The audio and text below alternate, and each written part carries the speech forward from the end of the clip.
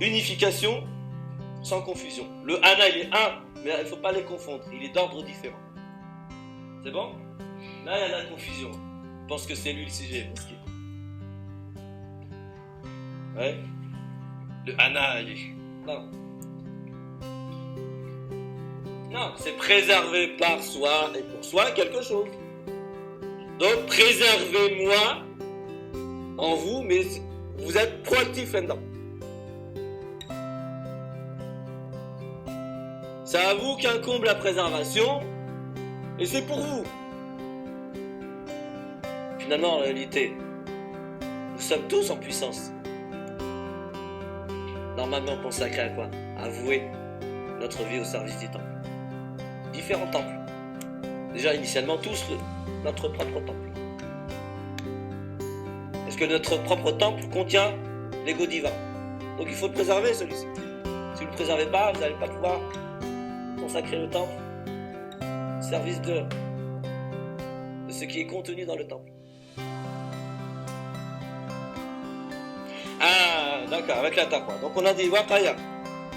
C'est la notion de préservation.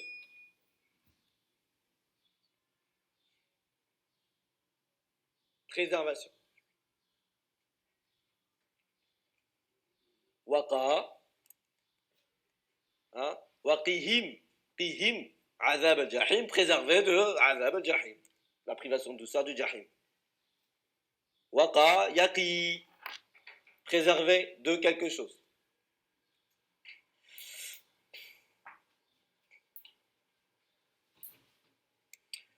Alors, maintenant, cette forme-là, elle est un peu particulière. C'est la forme numéro 8. Ifta'ala. C'est une forme verbale un peu particulière. C'est la forme numéro 8. Donc la forme numéro 8, ça peut vouloir dire deux choses. Faire par et pour. Faire la chose par et pour. Par soi et pour soi. Sous-entendu par soi et pour soi. Ou ça peut être ce qu'on appelle le réfléchi moyen de la une. Je vais dire ce que ça veut dire. Attention, réfléchissez. Donc si on dit que la forme 8, c'est faire par soi et pour soi. Ça pourrait vouloir dire quoi? Ittaquni. Non, c'est préserver par soi et pour soi quelque chose. Donc préservez-moi. Hein? Bah oui, c'est ça que ça veut dire. C'est bon? Préservez-moi. En vous, mais vous êtes proactif là-dedans. C'est bon? C'est à vous qu'incombe la préservation, et c'est pour vous. C'est bon? Préservez-moi, donc sous-entendu, préservez l'ego en vous. Ça peut donner préservez-vous. C'est bon? Mais initialement, vraiment littéralement, c'est ça. C'est préservez-moi. En vous, par et pour vous. Nickel. Donc ça, c'est le premier sens. Préservez-moi, voilà, entre parenthèses, par et pour vous, en vous.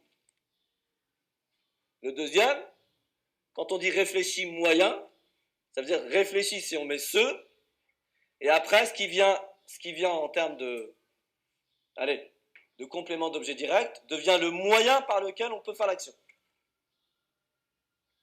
Donc ça devient se préserver, par le moyen de quoi? Du ya. Non, préservez-vous, moyen donc par moi.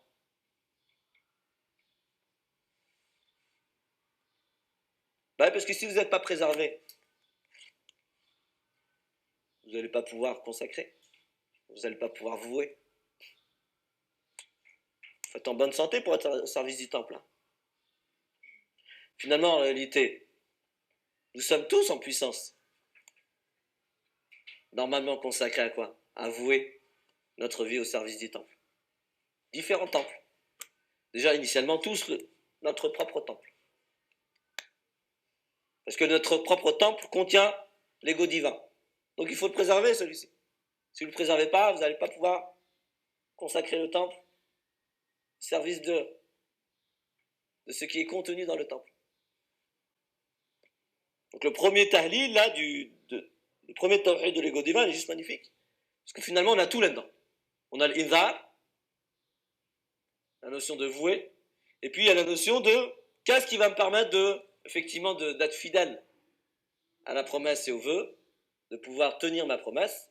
C'est quoi? C'est être dans la taqwa, c'est-à-dire d'œuvrer afin de se préserver,